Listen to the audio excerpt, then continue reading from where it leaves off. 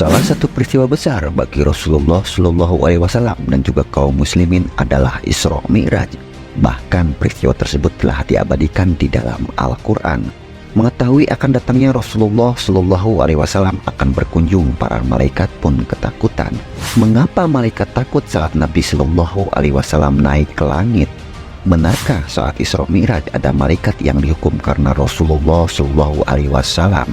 Kali inilah kita akan mencoba membahas bagaimana peristiwa Nabi Muhammad Shallallahu Alaihi Wasallam naik langit sampai malaikat pun ketakutan.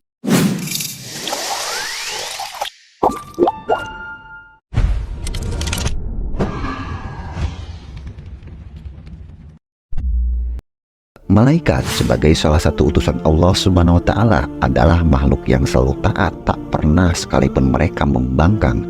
Hal ini diabadikan di dalam Al-Quran. Dan kepunyaannya lah segala sesuatu yang di langit dan di bumi. Dan malaikat-malaikat yang di sisinya mereka tidak mempunyai rasa angkuh untuk menyembahnya dan tidak pula merasa letih. Mereka selalu bertasbih malam dan siang tiada henti-hentinya. Al-Quran Surat Anbiya ayat 19-20. Salah satu bentuk ketaatan malaikat adalah ketika diperintahkannya sujud kepada Nabi Adam alaihissalam, walaupun mereka sempat tidak setuju dengan penciptaan Nabi Adam alaihissalam. Dan ingatlah ketika kami berfirman kepada para malaikat, sujudlah kamu kepada Adam, maka sujudlah mereka kecuali iblis. Ia enggan dan takabur dan adalah ia termasuk golongan orang-orang yang kafir. Al-Quran Surat Al-Baqarah ayat 34. Bukti para malaikat sujud kepada Nabi Adam alaihissalam diabadikan di dalam firman-Nya. Lalu seluruh malaikat-malaikat itu bersujud semuanya. Al-Quran Surat Shad ayat 73. Siapa yang membangkang akan merasakan hukuman dari Allah Subhanahu wa Ta'ala. Hal ini dialami langsung oleh Ajajil yang merasa lebih mulia dari Adam alaihissalam. Allah berfirman, apakah yang menghalangimu untuk bersujud kepada Adam di waktu aku menyuruhmu? Menjawab iblis, saya lebih baik daripadanya. Engkau ciptakan saya dari api, sedangkan dia engkau ciptakan dari tanah. Al-Quran Surat Al-A'raf ayat 12. Bukti malaikat adalah makhluk yang takut juga diperlihatkan oleh malaikat Jibril alaihissalam. Saat itu ia sedang menceritakan kengerian neraka kepada Rasulullah Shallallahu Alaihi Wasallam. Malaikat Jibril alaihissalam sampai menangis ketakutan. Tak hanya malaikat Jibril, Rasulullah Shallallahu Alaihi Wasallam pun ikut bersedih. Percakapan keduanya diriwayatkan oleh Umar bin Khattab radhiyallahu anhu. Bagaimana aku tidak menangis? Aku lebih berhak menangis. Siapa tahu Allah yang maha mengetahui, kelak aku memperoleh kedudukan yang bukan sebagaimana kedudukanku saat ini. Aku tidak tahu, mungkin aku diuji sebagaimana iblis dulu ia berasal dari golongan malaikat. Aku tidak tahu, mungkin aku diuji sebagaimana Harut dan Marut. Ketakutan dan kesedihan mereka pun berakhir ketika Allah Subhanahu wa Ta'ala mengutus seorang malaikat untuk menyampaikan firman-Nya. Wahai Jibril, wahai Muhammad, sesungguhnya Allah menjamin kalian dari kemungkinan melakukan kedurhakaan kepadanya. Bukti para malaikat juga merasakan ketakutan juga terjadi saat bertemu dengan Rasulullah Shallallahu Alaihi Wasallam. Salah satu peristiwa bersejarah adalah Isra Mi'raj Rasulullah Shallallahu Alaihi Wasallam dari Masjidil Haram menuju Masjidil Aqsa. Kemudian dari Masjidil Aqsa menuju Sidratul Muntaha dengan mengendarai buruk. Perjalanan Rasulullah Shallallahu Alaihi Wasallam ini diabadikan di dalam Al-Quran. Maha suci Allah yang telah memperjalankan hambanya pada suatu malam dari Masjidil Haram ke Masjidil Aqsa yang telah kami berkahi sekelilingnya, agar kami perlihatkan kepadanya sebagian dari tanda-tanda kebesaran kami. Sesungguhnya dia adalah maha mendengar lagi maha mengetahui. Al-Quran Surat Al-Isra ayat 1. Pada peristiwa Isra Mi'raj, Rasulullah Shallallahu Alaihi Wasallam dengan ditemani malaikat Jibril menuju langit pertama. Saat sampai di langit pertama, hendak masuk Jibril ditanya, siapa yang bersamamu?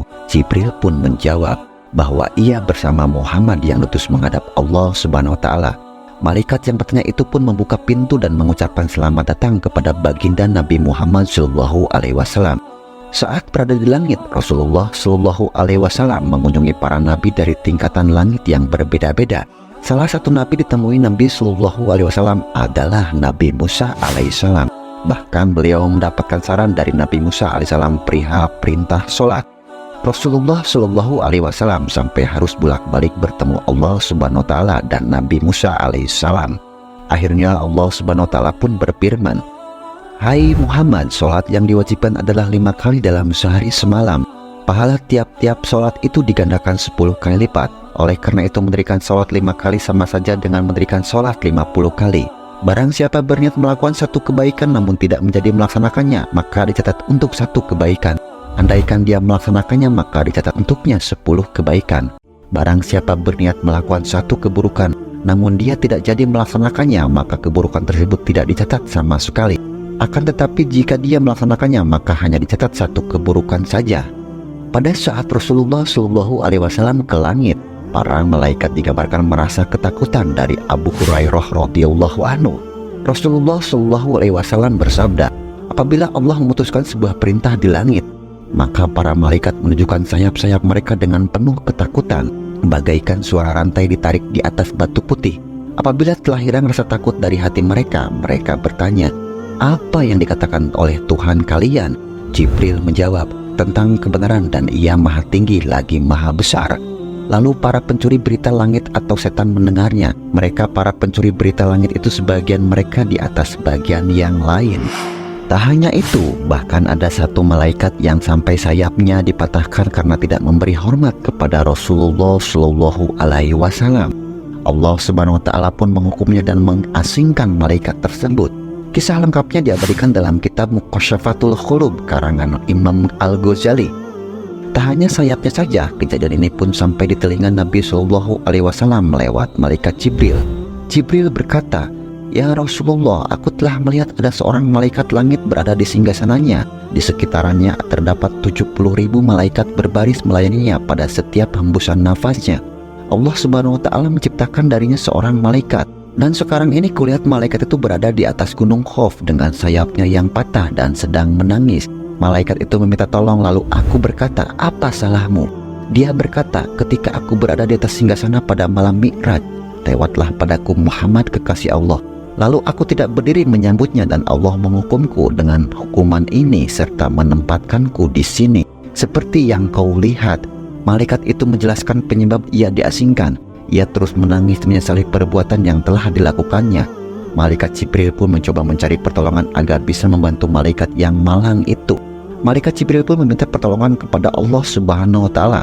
Lalu Allah Subhanahu Wa Taala pun berfirman, 'Hai Jibril, katakanlah agar dia membaca sholawat atas kekasihku Muhammad Sallallahu Alaihi Wasallam.'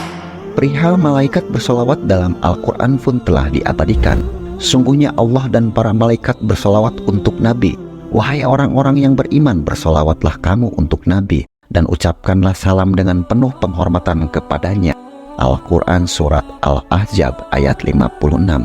Sholawat itu sebagai pengagungan kepada Rasulullah Shallallahu Alaihi Wasallam. Hal ini dijelaskan oleh Imam Fakhruddin Ar-Razi dalam kitab Tafsir Miftahul Ghaib.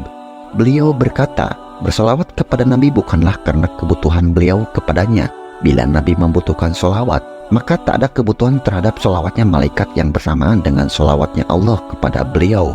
Sholawat itu hanya untuk menampakkan pengagungan terhadap beliau, sebagaimana Allah memerintahkan kita untuk mengingat zatnya, sementara Allah tak memiliki kebutuhan untuk diingat. Hal itu semata-mata karena untuk menampakkan sikap pengagungan terhadap beliau dari kita, dan untuk Allah memberikan ganjaran bagi kita untuk pengagungan tersebut. Malaikat memang adalah makhluk yang sangat patuh kepada Allah Subhanahu Wa Taala. Semua perintahnya dilakukan mereka, tak pernah membangkang ataupun menolak tugas yang diberikan. Sebab jika membangkang, Allah Subhanahu Wa Taala akan memberi hukuman seperti yang terjadi pada malaikat yang tak hormat kepada Nabi Sallallahu Alaihi Wasallam. Saat Nabi Sallallahu Alaihi Wasallam naik ke langit, para malaikat pun ketakutan. Wallahu a'lam bishawab.